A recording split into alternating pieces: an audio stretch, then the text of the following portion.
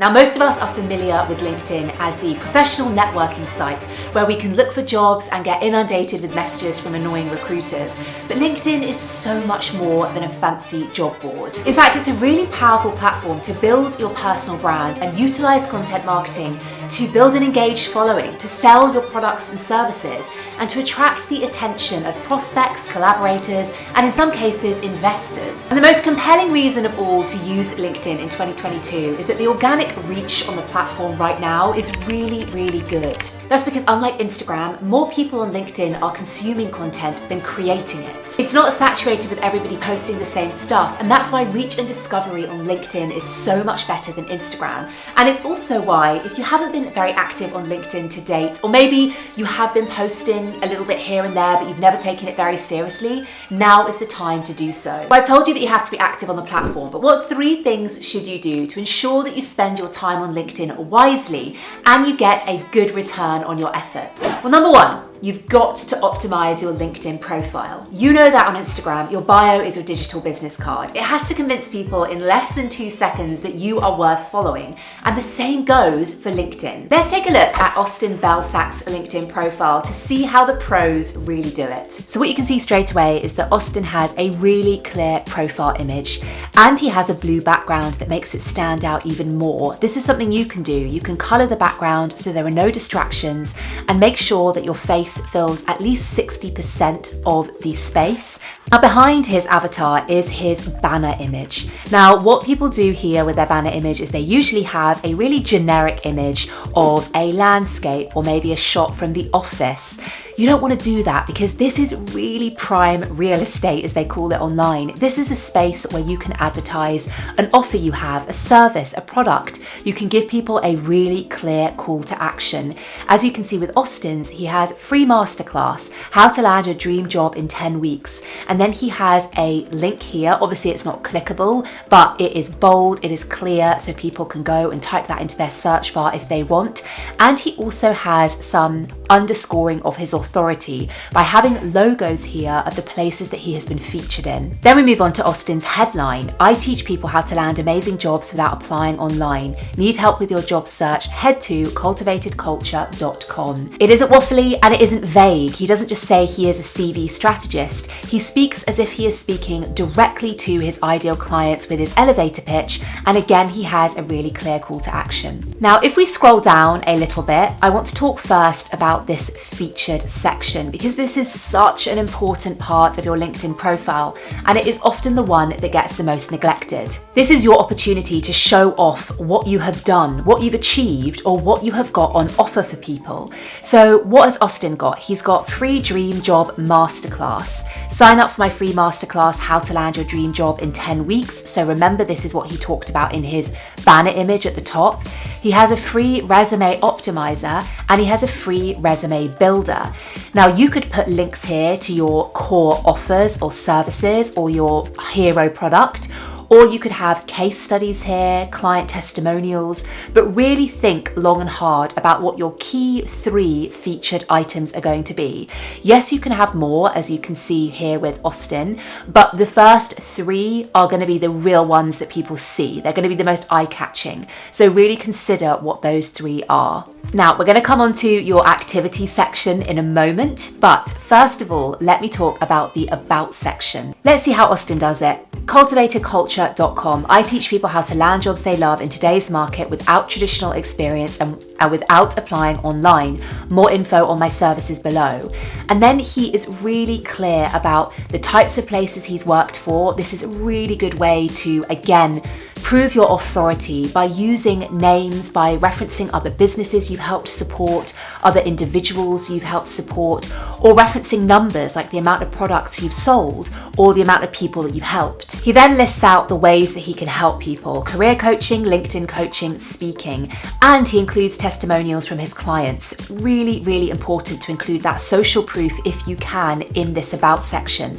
Last but definitely not least, we have that call to action again. For more free career career tools, advice and resources, check out my featured section above or my website, Cultivated Culture. This section down here with experience, yes, it's important. I won't linger on here too much because this tends to be the section that most people seem to fill out relatively well.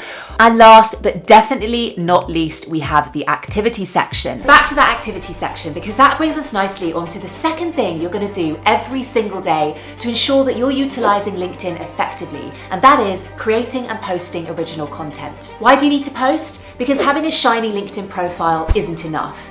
If you want to get your name out there, increase your followers, and raise your profile as somebody to watch in your industry, then you're going to need to do some good old LinkedIn content marketing. What do you post about? Pick 2 to 3 areas that you have knowledge in and that you're interested in that are related to the job that you do. For example, in this imaginary world, I'm a CV expert who writes about the tech industry, the future of work and startup culture. Now that I had 2 to 3 focus areas, coming up with ideas for posts that comment on trends happening in my industry, provide tips that help my ideal client, and share my thoughts and opinions will be a whole lot easier. But you know what also really helps with ideation and content creation? Writing templates. A writing template is just a structure that is optimized for engagement. Templates can help you find the best angle for an idea and can help you structure it effectively by making sure there is a compelling hook at the beginning and that the main bulk of your idea is easily digestible. I made a whole video about how I create writing templates using content created by LinkedIn influencers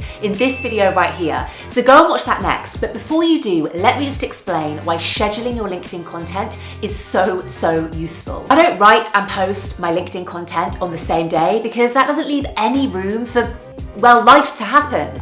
What if I get sick one day? What if my work suddenly becomes really busy and I just don't have time to think of an idea and then post it on LinkedIn? This makes being consistent on LinkedIn really hard, and like any other social media platform, you do need to be consistent on LinkedIn to see results.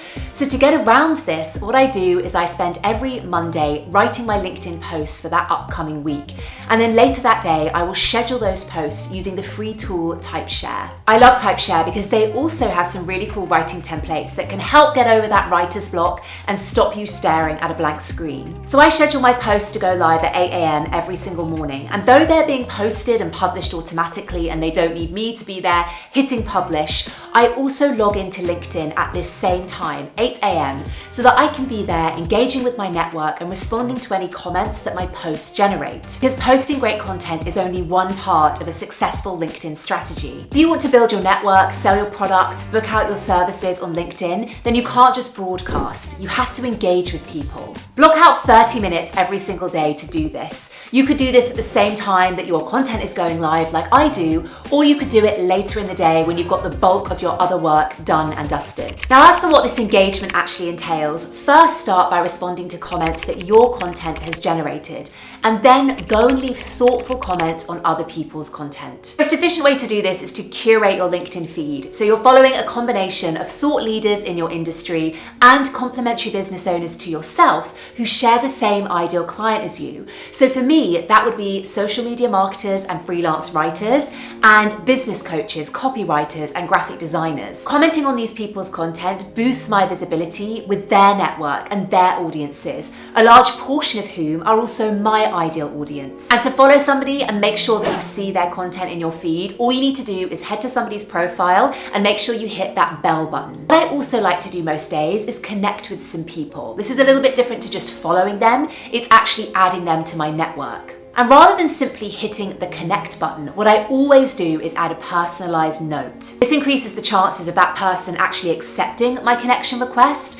and almost always leads to a conversation, which is what I want. Here's an example of a message I sent to somebody who runs a social media agency. I spent a little bit of time checking out their website and their amazing blog content so that I would have something relevant to say when I sent them a connection request. You can do the same by checking out somebody's website or Instagram, or you can even just look at their LinkedIn profile and their recent posts so that you have something to reference when you message them and it looks like you actually care about being connected to them rather than just being spammy. And my challenge for you this week is to do just that. Using LinkedIn search or by looking at your expanded network, go and find 5 people that would be a benefit to your network, either because they could be a potential collaborator, or they're a peer in your industry, or they are a complementary business owner to yourself. Find them and connect with them, but make sure you send them a personalized request. But before you do that, go check out this video right here, all about those writing templates I referenced earlier on, which were inspired by a LinkedIn influencer, Justin Welsh.